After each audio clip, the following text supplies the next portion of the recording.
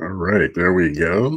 All right, greetings, everyone. Welcome to another live episode of the Backyard Smokemaster BBQ Podcast. I'm your host, Kenyatta Robinson. Thank you for tuning in.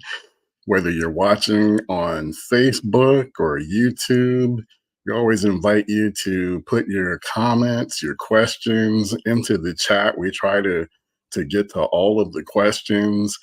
Um, Thank you for bearing with us. We've been on a little bit of a hiatus over the past couple of weeks.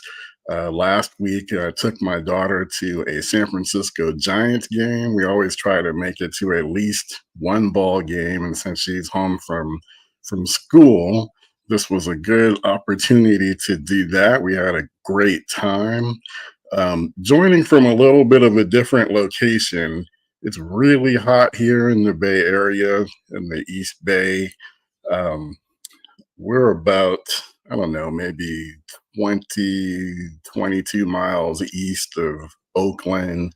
So it gets a little bit hot out this way. And where I normally do my podcast is the one part of the house that doesn't have air conditioning. You know, the air conditioning reaches all the other rooms in the house. I didn't know this until recently, and it's just way too hot in there. So, gonna do this episode in a different spot to try and stay cool, just suffocating where I normally do the podcast. But I think we've got a pretty good episode. Hello, Marco. Appreciate you tuning in. Good to see you. Good episode. Hi to Mike. Greetings. Mike is also in Northern California. Always good to see you as well. Appreciate you for tuning in. Today we're going to go through, I've got some tips for you guys. If you have an offset smoker or if you're thinking about one, I think this will be a good episode for you. Got about 10 best practices, and maybe we'll throw in a bonus as well for managing the fire in your offset smoker. But as we go through this, if you have questions, if you have comments, anything barbecue related, completely welcome. Doesn't have to be about offset smokers. Could be about just anything related to barbecue that's on your mind, and maybe you just wanted to run it by me or run it by our community. That's really what we're here for. We're really just a bunch of guys that love barbecue, and we're just here to chop it up. Just chop it up, have a good time. I think we all get better at barbecue, make better decisions about barbecue through our shared experiences. So that's really the reason why I do this podcast. So I welcome any and all questions, comments related to barbecue. Feel free to put them in the chat. All right, Aaron, producer Aaron, daughter is with me. She's helping me out. So let's get into this topic. Let's start talking about some best practices for managing the offset in your smoker. All right. There we go. Okay. So let's move on to the next slide. I think Erin is getting her bearings a little bit straight. All right, we're good. Here we go. So the first thing is you always want to use dry seasoned wood. Got some more detail. Let's go to the next slide. The wood that's been dried for at least 6 months will burn cleaner and hotter, producing better smoke for your food. So, when you're using an offset smoker, especially, you really want to try and accomplish what's considered to be a clean smoke. You don't want to put a dirty smoke on your food. Clean smoke is when a lot of times they refer to it as like a blue smoke, a blue thin smoke. To me, it's just a smoke that you can barely see. When it's burning clean, you'll barely be able to see it. If it's, gray or like white and really just not looking clear at all, then that's when your smoke is not clean. It's a dirty smoke. and that's going to impart a bad taste on your food, and you'll have a much better shot at getting that clean smoke, that blue thin smoke, the holy grail of smoke, by using wood that is seasoned. Greetings to Jeff. Appreciate you for tuning in. So definitely keep that in mind. Um, get your wood, especially we've talked about this before. If you have an offset smoker, best to try and get wood from maybe like a local company that cuts trees. Usually they have, they're selling some wood that's seasoned. Go for what's locally available to you. Don't get too hung up on chasing specific wood types. Marco says, kiln dried versus naturally seasoned. What's your opinion? Okay, so I prefer, if you can, just like I just talked about, if you can get naturally seasoned, I think that's the way to go. But if you can't, or in a pinch, if you need to get, kiln dried, that's fine too. Sometimes, the kiln dried will just, it can kind of burn really hot, really fast. And I think if you're naturally seasoning your wood, you really know what's happening to it. And basically all that means is you get your wood and you leave it exposed to the elements. So especially over a 6-month period, it's going to get exposed to some sunshine, exposed to rain, just all the conditions. And over time, it's going to be naturally seasoned and ready to go. All right, let's take a look at number 2. So you've got your wood, you're getting your smoker ready to go. Start with a good coal bed before you put your food on. Build a hotbed of charcoal to ignite your wood logs. This will provide a consistent heat source and helps to maintain temperature, and ultimately it just makes it a lot easier to burn that wood. So, don't be in a hurry. Don't be in a rush trying to set some speed record and getting your smoker hot, and up to temperature. If you have 2 ways to do it, right? Or a couple of ways that I do it. You can I like to start off with just some lump charcoal, and I get my lump charcoal lit and let it burn, before I start adding my wood splits. Another way you can do it, if you do just want to go straight with your wood, take a wood split, get it going, but let it burn down to coals before you get your meat on. So start with a wood split, burn it down to coals. If you're getting that clean smoke, then you add another split, add your food, and then it's just, that's just the natural process, the natural rotation. Continue, 1 split at a time, letting it burn down, and then you add another wood split. So that's kind of the natural flow. But again, start with a good cold bed before you get your meat on. And if you start well, I think that also helps set the tone for the entire cook. If you kind of start off and you're getting your meat on, before your smoker comes up to temperature, before you've really established a good cold bed, most likely you're going to end up struggling throughout the cook. All right, let's take a look at number 3. Build your fire in the firebox.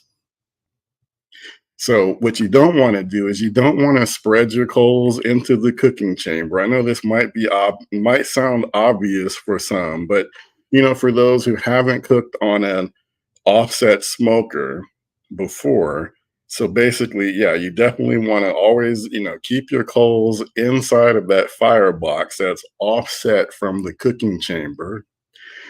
Keep the fire contained in the firebox, and you definitely want to avoid direct heat on your food. So offset smoker, You got your coals off to the side, and this is also like offset cooking. You're basically you're smoking your meat. Meat is over in the cooking chamber, which is off to the side, away from the hot coals. Noinks, greetings to you. Glad to see you, and really appreciate you. So glad to see you. Hope you're having a good start to the weekend. And there's our friend, correctional officer for lockdown. Good evening, Bruce. He says good evening to everyone. All right, let's look at number 4. All right, learn the hot and cool zones in your smoker. Now, this is key. Use the hot and cool zones inside of your smoker to your advantage. So once you figure that out, that gives you a lot more flexibility. If you're, I don't know, let's say you're smoking some ribs and, maybe you feel like you're getting pretty close, they're getting pretty close to being done, and you don't necessarily want to continue smoking them at as high of a temperature. If you know where the cool zone is inside of your cooking chamber, shift your ribs over to the cool side. I would also say do that as well. You get to the end of your cook, maybe you add your sauce. If you're going to go that route, add barbecue sauce, shift it over to the cool side.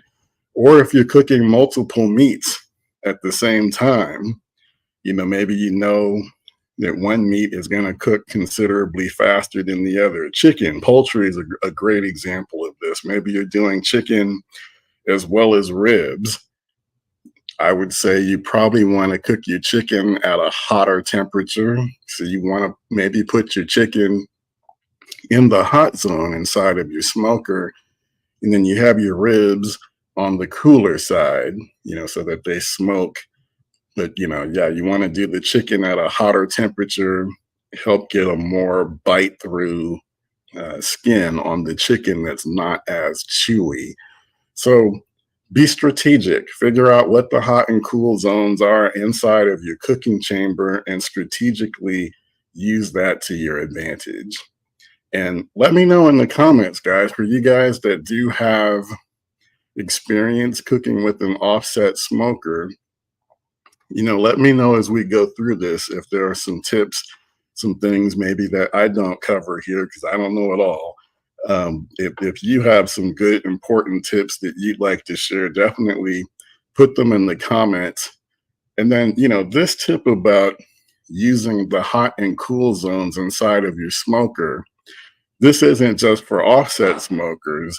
This can go for whatever, grill or smoker that you're using. Same concept. Usually, even a pellet grill will have a hotter, a portion in that pellet grill that's going to burn hotter than the other side. In the offset smoker, a lot of times the cooking chamber, the side that's closest to the firebox, might be the hottest zone on your offset smoker.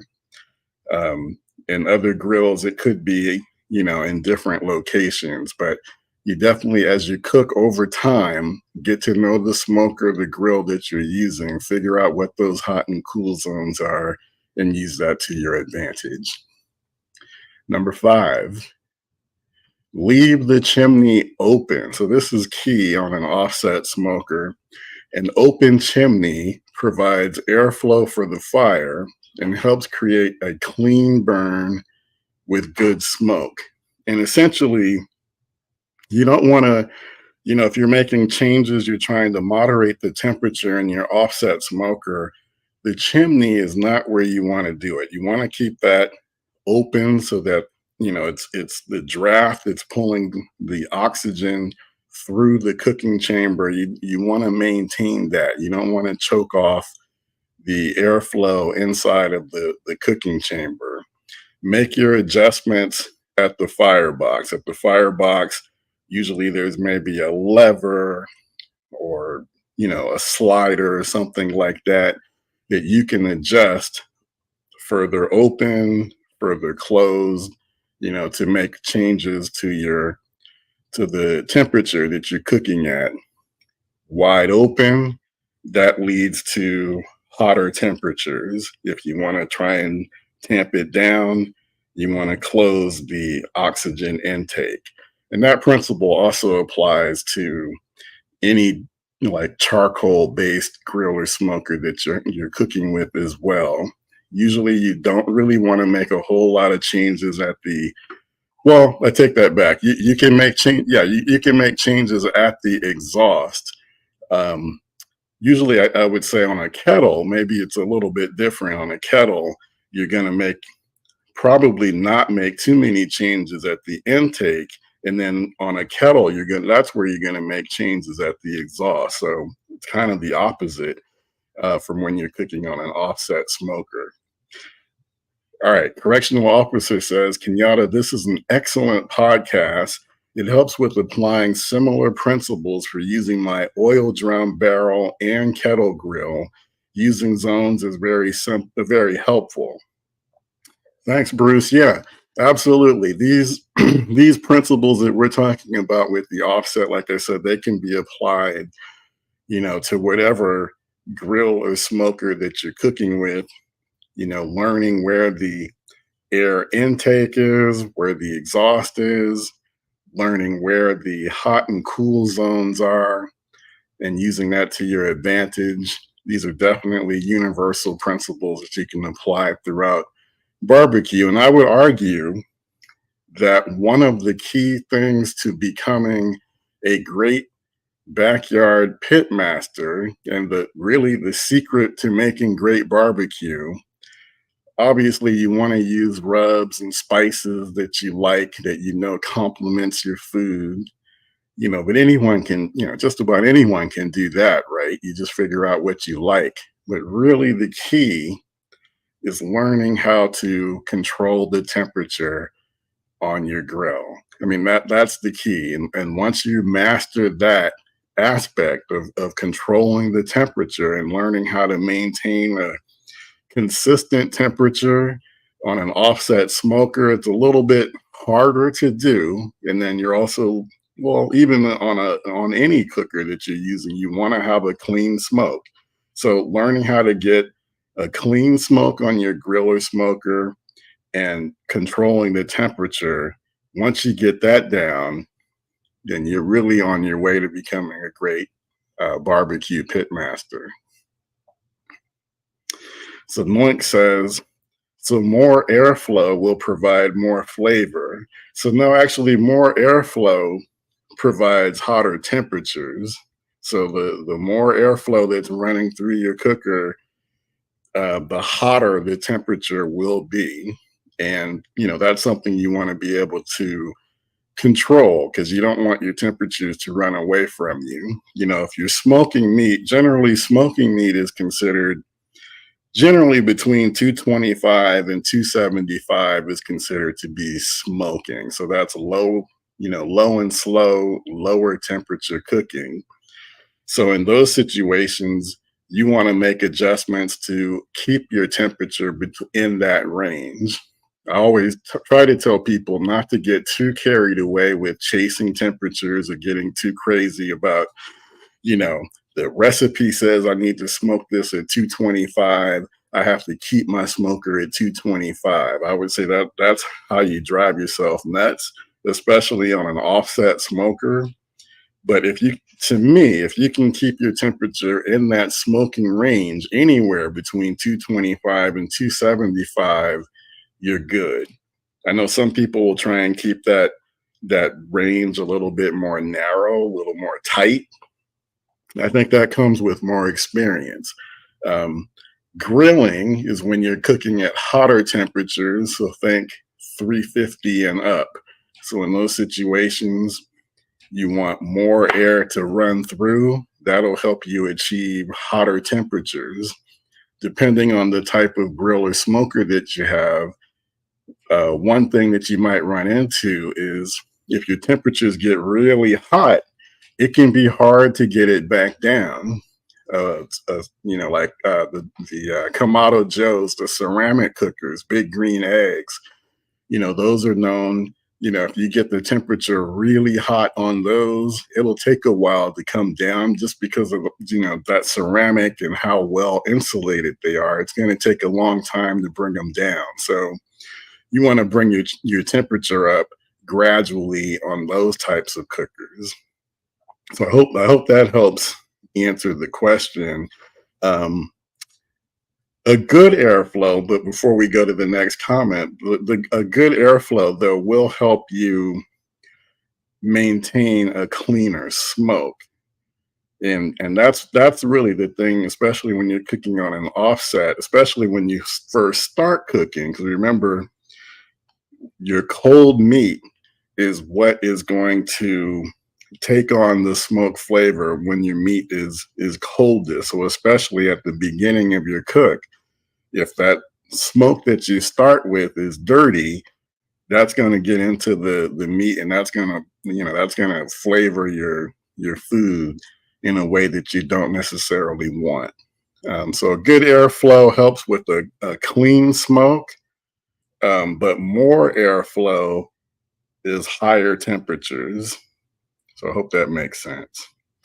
All right, Marco says, I see better results if I don't focus on really clean smoke, better flavor if it is slightly dirty, odd, I know, but if too clean, might as well be cooking in the oven.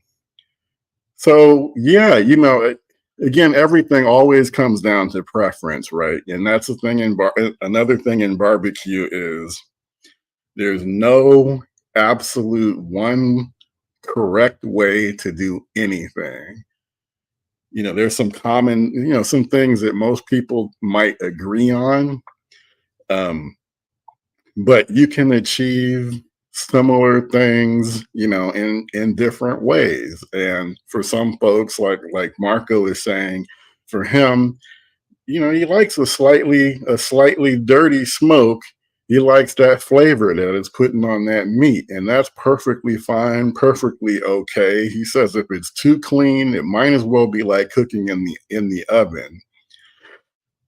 I think I kind of agree with that, kind of depending on what we're talking about. Like I think on a pellet grill, for example, pellet grills are known to have a light smoke, a light flavor profile. And I think there is a difference between something that's smoked on a pellet grill versus, cooking on an oven or cooking on a gas grill, but it's going to be very, very slight. I think on an offset smoker, I mean, let's face it, you're not on an offset smoker, unless you are like, world champion pitmaster, you're not going to have a perfectly clean, beautiful, thin smoke throughout the entire cook, on an offset smoker. I mean, some of that smoke is going to be, I guess, what they would consider to be not clean or not blue. It's going to be gray. So some of that is going to make its way onto your meat. Again, I think my point is, especially at the very beginning of the cook when your meat is coldest, I think you don't want to start off until you've achieved a pretty nice clean smoke. At least that's my goal when I'm cooking with an offset smoker. But like I said, lots of different ways to achieve similar things or things that you in particular prefer and like on your barbecue. I mean, that's one of the fantastic things about barbecue. All right, let's move to number 6. Oh, we can take that comment. Okay, correctional officer says, I know I'm going to have a learning curve when I obtain my offset. I'm going to enjoy learning and applying what I already know from experience with using my barrel grill. I mean, that absolutely, that's the right attitude. Um, to me, the natural progression in barbecue, I would say, is don't start off with an offset smoker if you've never barbecued before. I think that is, you're asking for a lot of heartache if you go about it that way. Start off with something else, like a kettle grill, even a pellet grill, or like, what Bruce is saying, he's got a drum. I know for me, I really started to learn about the concept of fire management, even though I failed miserably on my first Weber Smoky Mountain that I ended up getting rid of and regretting. But it was after cooking on it so many times and failing that I finally started to really understand this whole concept of, trying to control the amount of air that's coming in, the amount of air that's going out, the impact that has on your temperatures, how making micro adjustments can make differences in the temperature, just learning all of that.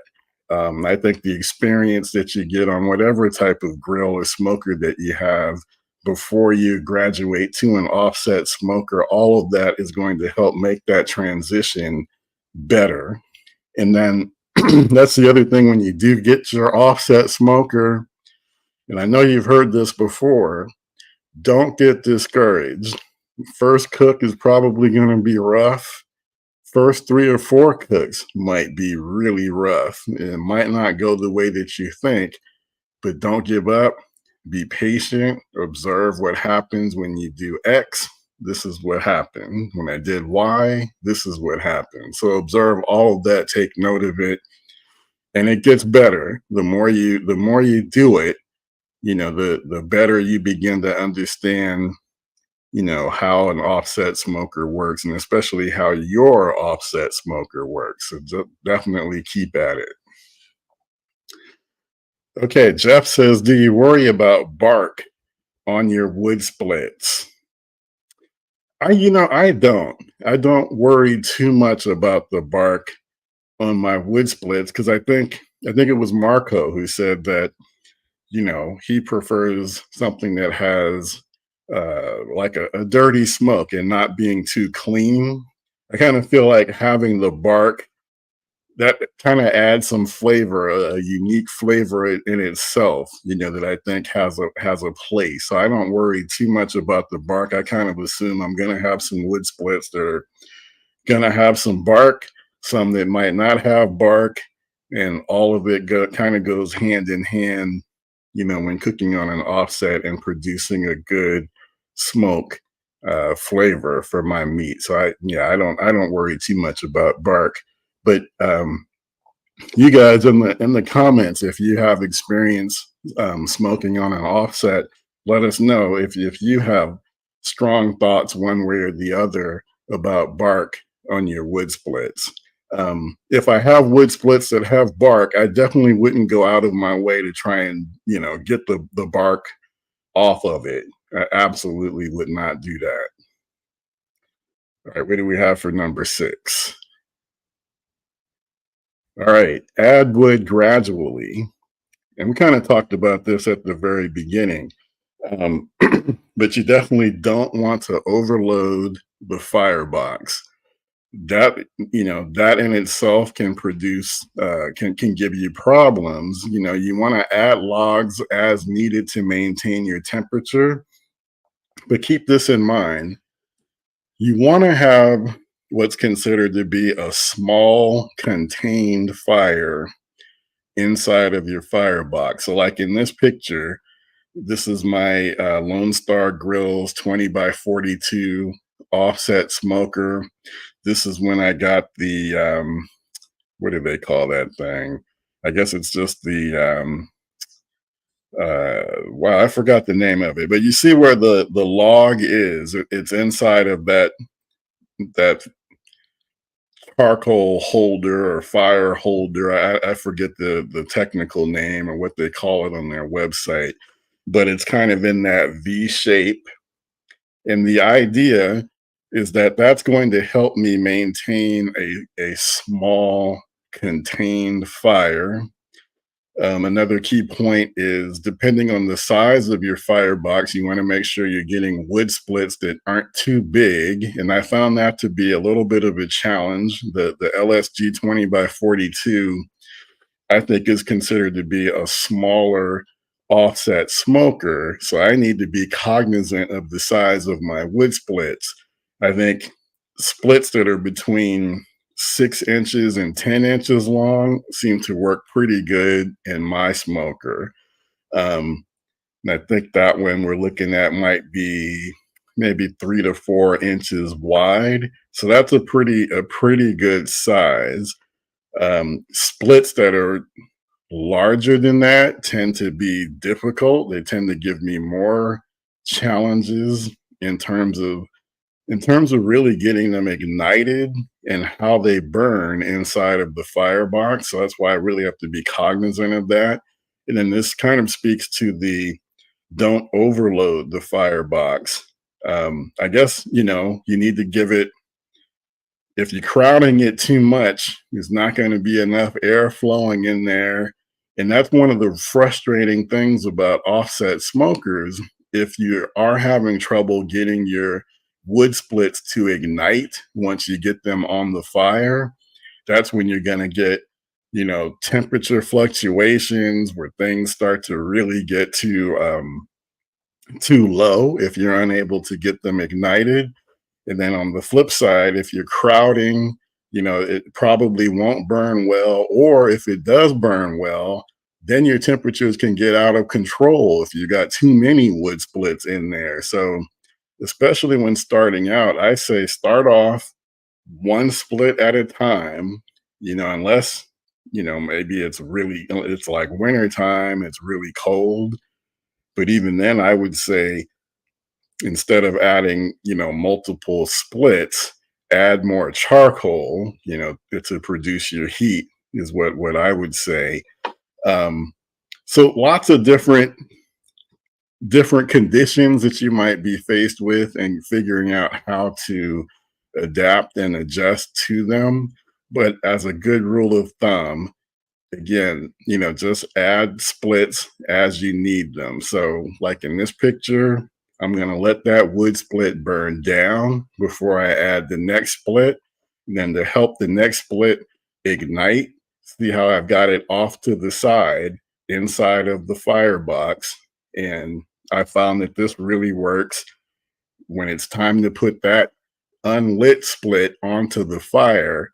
It'll ignite in no time. And once you kind of get into that pattern, that routine, you'll find that your ability to keep the fire going and keep a consistent temperature really starts to flow well when you get into that, that routine. All right, what's next? Monitor your smoker. I mean, this probably sounds obvious, right? But check the temperature, especially on an offset smoker. Check the temperature frequently and make adjustments at the vents to keep your temps in your desired range. So this is where they say, like, an offset smoker, if you're looking for a set it and forget it experience, an offset smoker ain't it. That is not it. If you want to do the, I'm just going to set my temperature, walk away, and let the food cook while I'm watching TV, washing the car, or whatever. Offset smoker is not it. You can do that with a pellet grill, pellet smoker, a well insulated, charcoal based cooker. You might be able to do that once you've, really figured out how to maintain your temperatures. Offset smoker, each wood split is its own. They're like snowflakes. They're all different. They're going to burn differently. And you really have to keep an eye on those temperatures and then make adjustments as needed, because you don't want your temperatures to get too far away from you, either too hot or too low. Again, when you're smoking, you want to keep it in that range. A good range is between 225 and 275. But if you start letting your temperatures drop too far below 225 because you weren't paying attention and you didn't add another split quickly enough, and your temperatures get down into the 180s, 170s, then you're going to start having a difficult time getting the temperature back up, you'll probably, get tempted to add more than one split or throw some more charcoal on there. And then the flip side can happen, and then things can get really hot on you. So if you can keep your temperature in the desired range, that will set the tone for your entire cook. If you keep it in that range, it'll just be easier to go from one split to the next when it's time. All right, number 8, use a water pan. The water pan helps stabilize the temperatures and helps add moisture to the cooking chamber. So this is really key. I learned um, I always use a water pan in my offset smoker unless I'm cooking something like poultry where I do want the chicken and I'm okay with the temperatures getting really hot. But if I'm trying to keep it in the smoking range, 225 to 275, a water pan will act as a stabilizer because boiling water, what is it? I should know this. 212 Fahrenheit, I think is right. So it's not going to get any hotter than that. Can help serve as a heat sink and help, keep your temperatures from getting too far above that. So, and again, also adding some moisture, some humidity inside of your cooking chamber.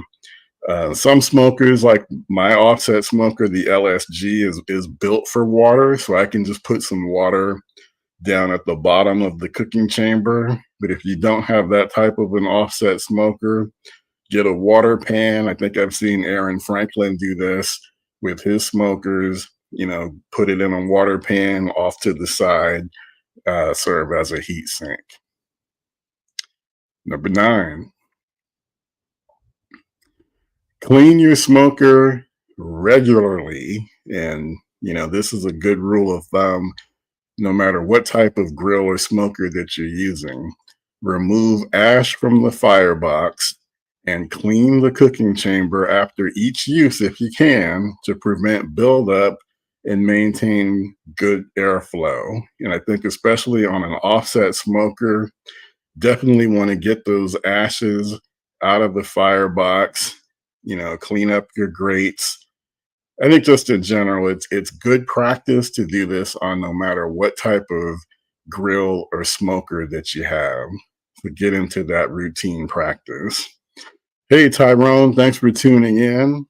And Tyrone is joining from Richmond, Virginia. All right. Good to see you. Appreciate you coming on. So what do we got next, Aaron? We talked about this. Practice, practice, practice. I mean, this is really the key. I mean, just in general with barbecue, right? But especially on an offset smoker, fire management takes practice. Don't get discouraged if you don't get it perfect right away. Keep practicing, observe how your smoker reacts. So don't get discouraged, don't get frustrated. You just got to keep at it. And I would say this is true especially true when you're using an offset smoker. But no matter what smoker you get, what grill you get, keep practicing. People, if you really want to be good at barbecue and consider yourself a backyard pitmaster, you just can't be out there, getting on the grill, getting on the smoker on the holidays, once or twice a year, once or twice every 5-6 months. You're not going to really remember what happened the last time you cooked. It's going to be almost like a brand new experience every time. If that's the frequency that you're cooking, you need to really be out there practicing on a regular basis, observing what's happening. I've said this before, take notes. We've all got the little, phones in our pocket. They all come with a note-taking app. Just jot down a few things that you observe that you can refer to next time, something didn't go right. Take note of it. and then plan for that next time to not repeat the same thing or to do something different. Or if something strikes you on something you could do or should do, write it down, keep a note of it. But definitely practice, practice, practice. All right, I think I got a bonus tip for you guys.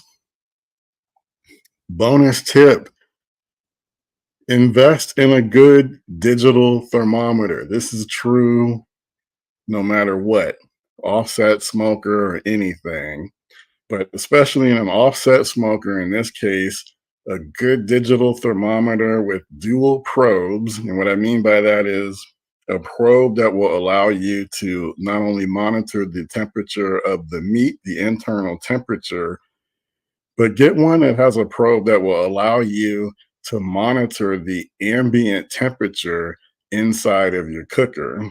So this will give you the most accurate readings, and the more information you have is power. Talked about this before. The built-in thermometer on your grill, on your smoker, it's giving you an accurate temperature reading based on the level, the height inside of the cooking chamber where that probe is. And most of the time, the probe is a few inches or more above the cooking grate where your meat is. So if you really want to know what the temperature is at the grate level, you need to have something that will give you an ambient temperature reading. I like the Fireboard, like what I'm showing here. I like to take that ambient probe. I've got clips, clip it to my grate, and then I can monitor the temperature at the grate level, the ambient temperature. I always use that inside of my offset smoker. Now we're getting more wireless thermometers that will give you readings of both. You know, you stick the wireless probe inside of your meat. It's giving you a temperature a reading inside of the meat, but then it's also giving you a probe reading or an ambient reading of the temperature inside of the chamber. Hopefully, if you do go the wireless route, need to make sure that it's capable of giving you a signal through that thick steel, because you want to have a well-built offset smoker with at least quarter-inch steel. And sometimes, you know, it's not going to really give off a good signal, or the signal won't reach too far. I have a combustion wireless that's done pretty well inside of my LSG. But you know, I don't really like to fool around when I'm using my offset smoker. I still prefer to go with my Fireboard because I can connect an ambient probe that's dedicated. It's got a wire. That's okay. In my offset smoker, I feel really confident about the temperature reading that I'm getting inside using those types of probes. Okay, Marco says, great tip. I've made some of the best barbecue on my offset and the worst. Practice makes perfect. I concur with that. I think maybe the last time my wife Janine was on here, she was talking about these beef ribs that I tried to make on my offset smoker early on. And yeah, they were bad. The beef ribs were bad because I wasn't, you know, monitoring the temperature well, probably had a lot of dirty smoke going on them. That I, you know, didn't really have a good concept of when to get those ribs off of the smoker. I do recall that they went too long. So that bark was, you know, all burnt up and, you know, not tasting kind of foul, you know, to be perfectly honest. But, you know, my sister-in-law, God bless her, you know, she thought they were fantastic and she ate them up. But I still think they were some of the worst, you know, that I've done. But since then, my beef ribs on my offset have been fantastic. I've said this before, you know, I've got a ton of smokers out there in my backyard. I've got the Weber Smoky Mountain, Weber Summit Kamado, Mac Pellet Grill, Hunsaker Drum Smoker, Weber Kettles, PK360. My favorite smoker to use, favorite cooker to use. If I've got all day and no deadline, no pressure, I'm going to pick my offset smoker. There's nothing more satisfying when you nail it, when you've managed the temperature well, and you're doing something that's slow smoked that's going to take multiple hours. So I'm talking ribs, brisket, that type of thing. Nothing more satisfying than when you nail the cook using your offset smoker, because that to me is that's the holy grail. That's the top level.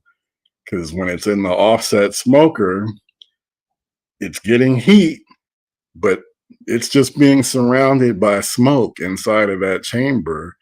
And that's giving you the ultimate in what I think is traditional barbecue flavor. So to me, that's the best. If you can nail it on an offset smoker, the reward is fantastic. So I wholeheartedly agree with Marco on that. And then, yeah, if things get out of hand, it can be the worst. But again, just learn from it, take lessons, and just get better. Keep practicing.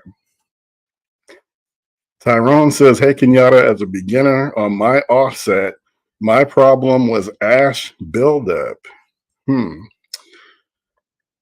So I guess the first thing that comes to mind, Tyrone, is I'm wondering, like when you started off, like what type of fuel were you using for your base? Like, were you using briquettes or were you using lump charcoal? Like, I would say definitely, I would say go with lump charcoal to form your base.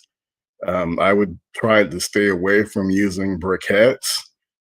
Um, yeah, and then you're gonna get some ash, based on cooking down your wood splits as well. Not quite sure, there's no real way to get around that part.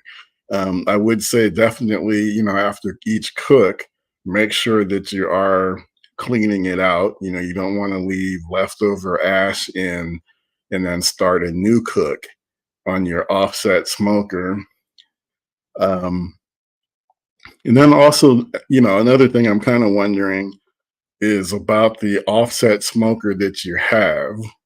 You know, don't want to hurt anybody's feelings, but there is a difference. Okay, he says I use Kingsford, so I think you probably use Kingsford briquettes. So I would say don't do that.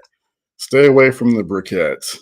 Um, yeah, I would say go with a lump charcoal when you use your offset smoker. Go with a lump charcoal. Um, and there's lots to choose from.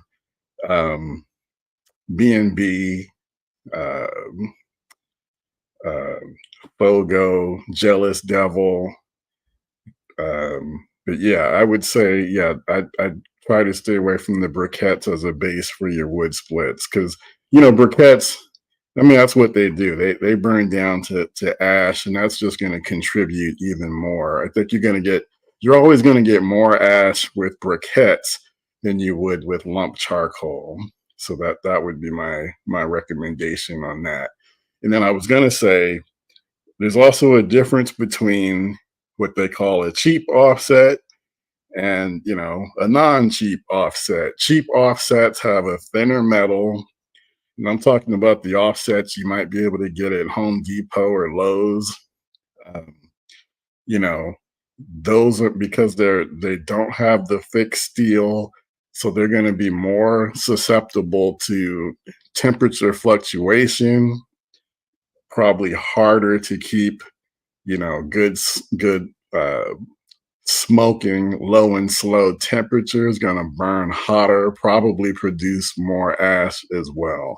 But I think Tyrone, it sounds like I think that's what the first switch I would make is to, yeah, not use your Kingsford briquettes as your base. Go with the lump charcoal to form your charcoal bed as your base. And I think you'll see a difference right there. Jeff says, "Hi Tyrone. Did your smoker come with a fire basket?" That's the word I was trying to think of earlier. It's a fire basket that I use to maintain a small contained fire. Did your smoker come with a fire basket for the coal and splits? Yeah, that's a good question. Tyrone said no, unfortunately, but I will invest. So yeah, that's another key, because again, we talked about this. You want to have, okay, and Tyrone has a good, um, it sounds like a good one. I think Horizon makes, yeah, those are good offset smokers, 1/4 inch thick. That's exactly what you're looking for. So that's a good one. Um, Again, you want to have a small contained fire, and that's what the fire basket will help you do, versus just kind of laying the coals all the way across the grate inside of the firebox, and then your splits on top of it. Then you're more apt to have to add more fuel throughout the cook, you know. So yeah, I'd also go with lump charcoal, Tyrone, and then also get a good fire basket as well. To be honest, you just made me think of this. I really struggled with my offset smoker until I got a fire basket. And that's when things really started to change around for me. My ability to maintain consistent temperatures totally changed when I got that fire basket. That's like, to me, probably the two accessories I would say. If you get an offset smoker, must have, get a fire basket. And then the second one is get a good digital thermometer to help monitor the temperatures. I think those are the two best accessories you can get. And Tyrone says, "Awesome. Thank you, fellas. That's what we're here for, right? We're just chopping it up, sharing information, sharing knowledge, helping everyone get better." All right, guys, if you want to get a copy of this presentation, all you got to do is go to backyardsmokemaster.com/fire.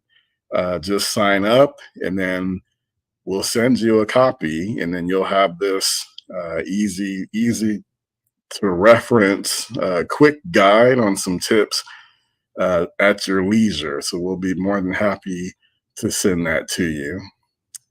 All right, Aaron, do we have any more comments, any more questions?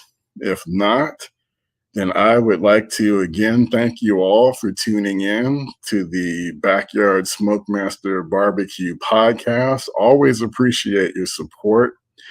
Tell a friend about us. We're just here trying to share the knowledge, share the information. Podcast every Friday, 7 p.m. Pacific, 9 p.m. Central, 10 p.m. Eastern, on Facebook and YouTube live. But then if you can't tune in live, you can also catch the replay on YouTube and Facebook, or you can catch the audio version of the replay. Just use your favorite podcast player and you can listen to us on demand. But tell a friend.